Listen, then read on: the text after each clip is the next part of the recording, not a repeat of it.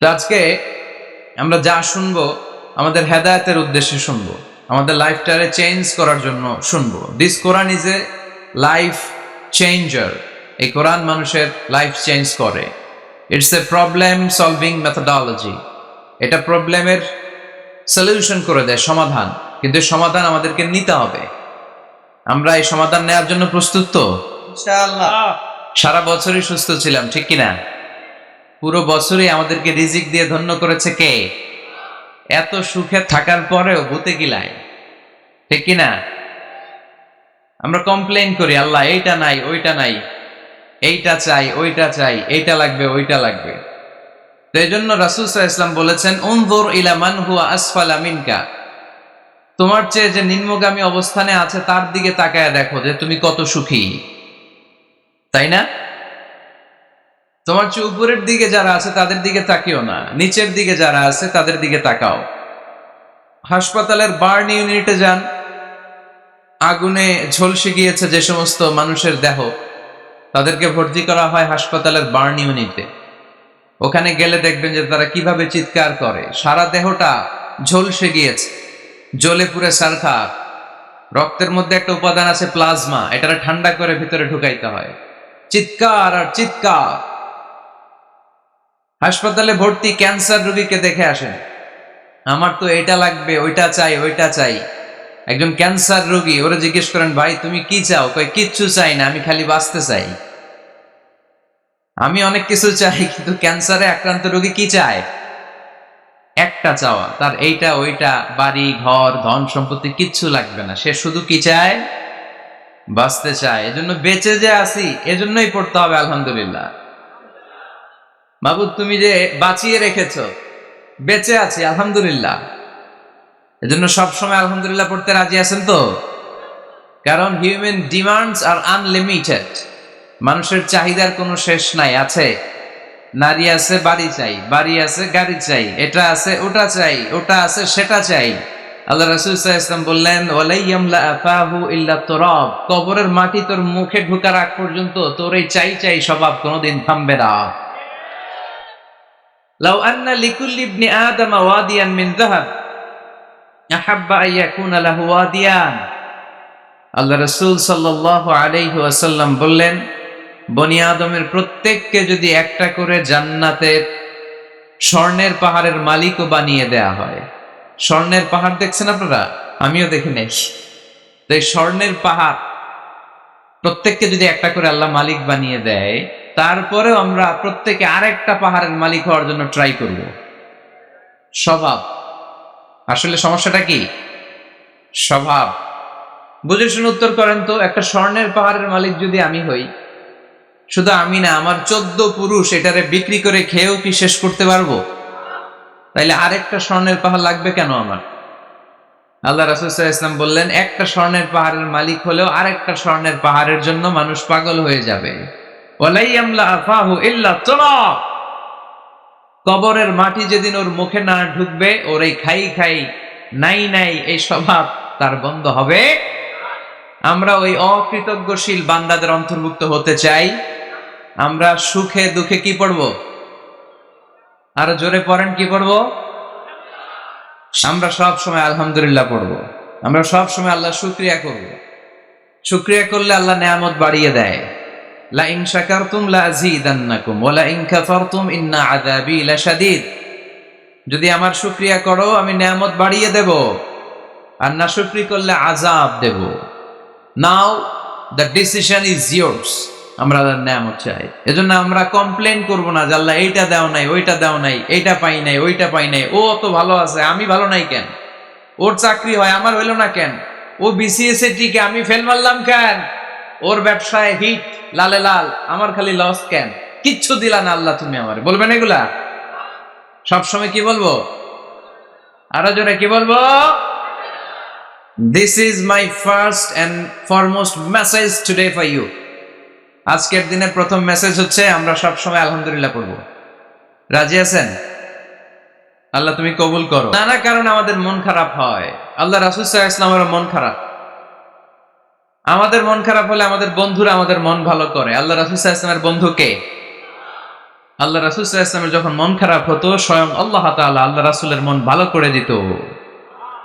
সুবহানাল্লাহ আসতে পড়েন। সুবহানাল্লাহ বললে লাভ আছে না? একবার সুবহানাল্লাহ বললে আকাশের জমিনের মাঝখানের যত গ্যাপ, ফাঁকা জায়গা, এই পুরো ফাঁকা জায়গাটাতে সওয়াব দিয়ে পরিপূর্ণ করে আল্লাহ আপনার আমল নামায় ঢুকিয়ে দেয়। এই যে এখন আওয়াজ করে কয় সুবহানাল্লাহ। সওয়াবের কথা শুনছে? সওয়াব আছে যেখানে আমরা আছি। সূরাতুদ দুহা মোটিভেশনাল সূরা। আল্লাহ রাসূল সাল্লাল্লাহু আলাইহি ওয়াসাল্লামের বড্ড মন খারাপ। রাসূল সাল্লাল্লাহু আলাইহি ওয়াসাল্লামের মন খারাপ, আল্লাহ সহ্য হচ্ছে না। তাই রাসূল সাল্লাল্লাহু আলাইহি ওয়াসাল্লামের মন ভালো করে দেওয়ার জন্য আল্লাহ একটা সূরা নাজিল করলেন। সূরাটার নাম সূরাতু আদ-দুহা। এই সূরার কেন্দ্রীয় আলোচ্য বিষয় হচ্ছে মুমিন কখনো হতাশ হয় না, মুমিন কখনো নিরাশ হয় না, মুমিন কখনো হাল ছেড়ে দেয় না। মুমিন সব সময় ভরসা রাখে একজনের উপর, তিনি কে? আমরা কখনো হতাশ হই না, ঠিক কিনা? আমরা কখনো নিরাশ হই না, ঠিক কিনা? আমরা কখনো হাল ছেড়ে দেই না, আমরা ভরসা রাখি একজনের উপর, তিনি কে? আমাদেরকে রাস্তা দেখায় কে? এজন্য আমরা হাল ছেড়ে দেই না, আমরা নিরাশ হই না, আমরা হতাশ হই না, আমরা ভরসা রাখি একজনের উপর, তিনি কে? হ্যাঁ, এটা ঠিক, মাঝে মাঝে আমাদের জীবনে বিপদ আসে, পরীক্ষা আসে, মুসিবত আসে, এগুলো আসে আমাদেরকে শক্ত করার জন্য, ঠিক কিনা? আমাদের কোমরকে সোজা করার জন্য, আমাদের পায়ের নিচের মাটিকে শক্ত করার জন্য। প্রতিকূল পরিবেশে কি করে বীর দর্পে দাঁড়িয়ে থাকতে হয়, নিজের অস্তিত্বের প্রমাণ দিতে হয়, সেটা শিক্ষা দেবার জন্য। এজন্য মুমিনের হারাবার কিছু নেই। লা তাইয়াসু মির রাউহিল্লাহ, আল্লাহর রহমত থেকে নিরাশ হয়ো না। ইন্নাহু লা ইয়াইয়াসু মির রাউহিল্লাহি ইল্লাল কওমুল কাফিরুন, কাফের ছাড়া, মুশরিক ছাড়া, নাস্তিক ছাড়া, মুনাফিক ছাড়া কেউ কখনো আল্লাহর রহমত থেকে নিরাশ হয় না। আমরা সবসময় আল্লাহর রহমতের ভিখারি, আমরা সব সময় আল্লাহর রহমতের প্রত্যাশী, আমরা সব পরিস্থিতিতে ভরসা রাখি একজনের উপর, তিনি কে? তাহলে এটা হচ্ছে সেন্ট্রাল থিম, যে আমরা হতাশ হব না। Never lose hope, never be frustrated, never be upset. কখনো মন খারাপ করা যাবে না, আমরা আল্লাহর উপর ভরসা রাখি। এটা হচ্ছে কেন্দ্রীয় আলোচ্য বিষয়। এই সূরাটা নাজিলের একটা ব্যাকগ্রাউন্ড আছে। যেহেতু এটা মাক্কি সূরা, আল্লাহ রাসূল সাল্লাল্লাহু আলাইহি ওয়াসাল্লামের কাছে কোরআনের আয়াতগুলো নাজিল হতে শুরু করলো। রাসূল সাল্লাল্লাহু আলাইহি ওয়াসাল্লাম কোরআনের আয়াতগুলো প্রচার করতে শুরু করলো। যাই নাজিল হয় রাসূল সাল্লাল্লাহু আলাইহি ওয়াসাল্লাম কি গোপন করে রাখতেন? বা যা নাজিল হয়েছে তার অর্ধেক শোনাইতেন, বাকিটা শোনাইতেন না? এরকম? ইয়া আইয়ুহার রাসূল বাল্লিগ মা উনজিলা ইলাইক, হে নবী, হে রাসূল, যাই নাজিল হয় আপনি ছড়িয়ে দেন। রাসূল সাল্লাল্লাহু আলাইহি ওয়াসাল্লাম ছড়াইয়া দিতেন। যেটাই নাজিল হয়, কাল বিলম্ব না করে বিশ্বনবী এই আয়াতের দাওয়াত দিতে শুরু করতেন। নাজিল হলো ইকরা বিসমি রাব্বিকাল্লাযী খালাক, খালাকাল ইনসানা মিন আলাক, ইকরা ওয়া রাব্বুকাল আকরামুল্লাযী আল্লামা বিল কলম, আল্লামাল ইনসানা মা লাম ইয়ালাম। পড়েন সুবহানাল্লাহ। নাজিল হলো, পড়ো তোমার রবের নামে যিনি শিখিয়েছেন। আমাদেরকে শিখিয়েছে কে? আমাদের সৃষ্টি করেছে কে? Read in the name of your lord who has created, পড়ো তোমার প্রভুর নামে যিনি শিখিয়েছেন। নাজিল হলো 5 আয়াত, আল্লাহ রাসূল সাল্লাল্লাহু আলাইহি ওয়াসাল্লাম পৌঁছে দিলেন। নাজিল হলো ইয়া আইয়ুহাল মুযাম্মিল কুমিল লাইলা ইল্লা কালিলা, বিশ্বনবী পৌঁছে দিলেন। নাজিল হলো ইয়া আইয়ুহাল মুদ্দাসসির কুম ফাআনজির, পৌঁছে দিলেন। যাই আসে পৌঁছে দিতেন, যাই আসে পৌঁছে দিতেন। কিন্তু হঠাৎ করে ওহী আসার ধারাবাহিকতা হুট করে বন্ধ হয়ে গেল, ওহী আর আসে না। ফলে রাসূল সাল্লাল্লাহু আলাইহি ওয়াসাল্লাম নতুন কোন কোরআনের আয়াত মক্কাবাসীদেরকে শোনাতে পারে।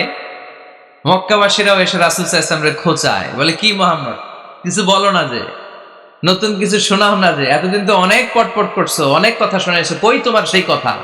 রাসূল সাল্লাল্লাহু আলাইহি ওয়াসাল্লাম বলতে পারেন না। কেমনে বলবে? উনি কি মন গড়া কিছু বলে? ওমা ইয়ানতিকু আনিল হাওয়া ইন হুয়া ইল্লা ওয়াহয়ুই ইউহা, মন গড়া তিনি কিছু বলেন না, মন মস্তিষ্ক প্রসূত কোনো কথা তিনি জাতির কাছে পেশ করেন না। তিনি তাই বলেন যা তাকে নির্দেশ দেয়া হয়, আর নির্দেশটা দেয় কে? সবাই বলতে লাগলো, মুহাম্মদ তোমার নতুন কথাবার্তা কই? রাসূল সাল্লাল্লাহু আলাইহি ওয়াসাল্লাম চুপচাপ, কিপ সাইলেন্ট। কাফিররা বলতে শুরু করলো, ইন্না মুহাম্মাদান ক্বালাহু রাব্বুহু, মুহাম্মাদের রব মুহাম্মদ রে ভুলে গিয়েছে, মুহাম্মাদের রব মুহাম্মদ রে বর্জন করেছে। তাই তো নতুন কিছু আসে না। মুহাম্মদ তোমার দিন শেষ, তোমার কাছে আর আসবে না ওহী। রাসূল সাল্লাল্লাহু আলাইহি ওয়াসাল্লাম খুব টেনশন শুরু করে দিলেন। আবু লাহাবের স্ত্রী উম্মে জামিল বলতে শুরু করলো, ইন্না শাইতানাকা কাদ তারাকাক, হে মুহাম্মদ তোমার শয়তান তোমারে তরক করছে। নাউজুবিল্লাহ পড়েন।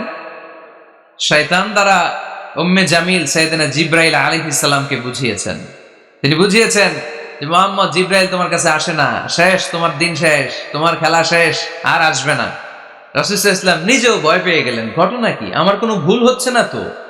আমি কোনো অন্যায় করে ফেললাম না তো? আল্লাহ আমার উপর নাখোশ হলেন না তো? আমরাও মাঝে মাঝে এরকম ফ্রাস্ট্রেশনে ভুগি না? কি রে, আল্লাহ বোধহয় আমারে পছন্দ করে না, এত দোয়া করি, আল্লাহ মনে হয় আমার দোয়া কবুল করে না, আল্লাহ মনে হয় আমারে চায় না, আল্লাহ মনে হয় আমারে ভালোবাসে না। তা না হলে আমার দোয়া কবুল হয় না কেন? আমি এত দুঃখী কেন? রাসূল সাল্লাল্লাহু আলাইহি ওয়াসাল্লাম ঠিক একই টেনশনে পড়লেন, ঠিক একই ডিলেমায় পড়লেন, ঠিক একই পেরেশানিতে ভুগলেন। কিরে, ওহী নাজিল হয় না কেন? আমাকে নিয়ে কাফির মুশরিকরা বেদিনরা ঠাট্টা বিদ্রুপ করে, উপহাস করে, কিন্তু আল্লাহ তাআলা কোনো ওহী নাজিল করে না। ঘটনা কি? আমার ভুল হলো না তো? আল্লাহ আমার উপর নাখোশ হলেন না তো? টেনশন। রাসূল সাল্লাল্লাহু আলাইহি ওয়াসাল্লাম টেনশনে ভুগছেন। ইন দ্য মিন টাইম আল্লাহ রাসূল সাল্লাল্লাহু আলাইহি ওয়াসাল্লামের টেনশন দূর করে দিয়ে, আল্লাহ রাসূল সাল্লাল্লাহু আলাইহি ওয়াসাল্লামের মন ভালো করে দেওয়ার জন্য এই সূরা দোহা নাজিল করলেন কে? আল্লাহ রাসূল যখন টেনশনে হাবুডুবু খাচ্ছেন, তখনই আল্লাহ নাজিল করলেন, ওয়াদ-দুহা ওয়াল-লাইলি ইযা সাজা মা ওয়াদ্দা'আকা রাব্বুকা ওয়া মা ক্বালা ওয়ালাল আখিরাতু খায়রুল লাকা মিনাল উলা ওয়ালাসাউফা ইউ'তিকা রাব্বুকা ফাতারদা। সুবহানাল্লাহ পড়েন। আল্লাহ নাজিল করলেন ওয়াদ-দুহা ওয়াল-লাইলি ইযা সাজা। দুহা মানে আলো। দোহা মানে কি? সকালের আলো, প্রভাতের সূর্য কিরণ। আলো মানে আশার আলো, সম্ভাবনার আলো। আলো বললেই মনের মধ্যে একটা সাহস জাগে না? আর অন্ধকার বললেই ভয় লাগে না? আমাদের ছোট্ট বাচ্চারা বাসার ভিতরে অন্ধকার হইলে ভয় পায় না? তার মানে অন্ধকার হচ্ছে ভয়ের প্রতীক, আর আলো হচ্ছে আশার প্রতীক। সুবহানাল্লাহ পড়ে। রাসূল সাল্লাল্লাহু আলাইহি ওয়াসাল্লামকে সান্ত্বনা দেওয়ার জন্য আল্লাহ দুইটা শপথ করলেন। চিল্লায় বলতে হবে কয়টা? এক হচ্ছে আলোর শপথ, আরেক হচ্ছে অন্ধকারের শপথ। এক হচ্ছে, আরেক হচ্ছে ওয়াদ-দুহা, দোহার শপথ, প্রভাতের সূর্য কিরণের শপথ। ওয়াল-লাইলি ইযা সাজা, নিঝুম নিস্তব্ধ রাতের শপথ। আল্লাহ তাআলা আলো আর অন্ধকারের শপথ দিয়ে মূলত ওহী আশা আর না আশাকে বুঝিয়েছেন। সুবহানাল্লাহ পড়ে। আলোকে আল্লাহ তাআলা ওহীর উপস্থিতির সাথে তুলনা করেছেন।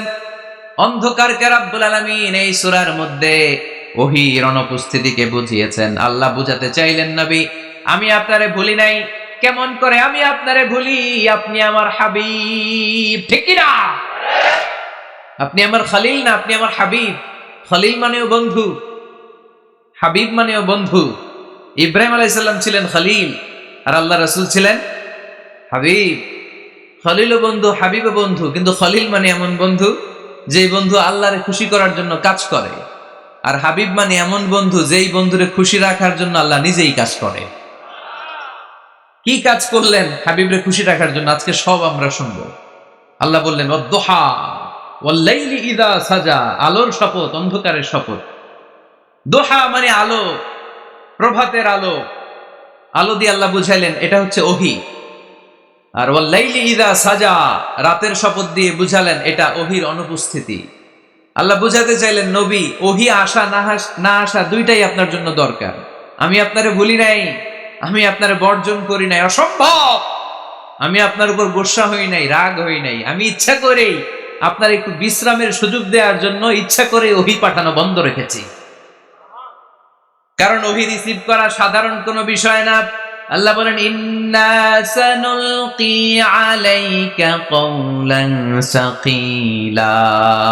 ও নবী, এটা একটা ভারী বাণী, এটা শক্তিশালী বাণী, এটা একটা পাওয়ারফুল মেসেজ, এটা যেন তেন কোনো বাণী নয়, কোরআনের বাণীটা কার? সবসময় যদি নবী আমি ওহী পাঠাই আপনার কষ্ট হয়ে যাবে। আমরা সপ্তাহে সরকারি চাকরি যারা করেন 7 দিনে কাজ করেন কয়দিন? হ্যাঁ, 5 দিন। ছুটি কয়দিন? তো পুরা সপ্তাহ 7 দিনে যদি কাজ থাকতো করতে পারতেন? কথা বলেন। আবার 7 দিনে যদি ছুটি থাকতো ভাল লাগতো? আল্লাহ বুঝাতে চাইলেন নবী লাগাতার যদি ওহী নাজিল করি, এটা রিসিভ করা, এই দাওয়াতটা যথাযোগ্য মর্যাদায় পৌঁছে দেয়া, এটা আপনার জন্য কষ্ট হয়ে যাবে। কারণ ওহী এটা সাধারণ কোনো বাণী নয়, এই বাণীটা কার?